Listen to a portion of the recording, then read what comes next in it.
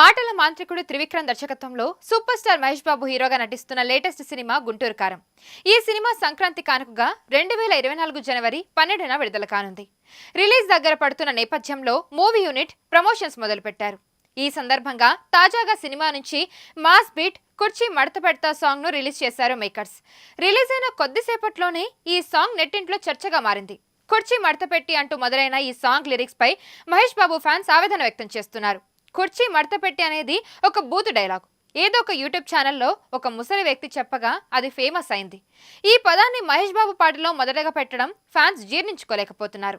ఇక రీసెంట్ గా ఈ సినిమా నుంచి రిలీజ్ అయిన second song oh my baby పాటపై కూడా మహేష్ బాబు ఫ్యాన్స్ ఫైర్ అయ్యారు. ఈ విషయంలో lyric writer Ramajogayya Sastry fans మధ్య సోషల్ మీడియాలో వార్ జరిగింది.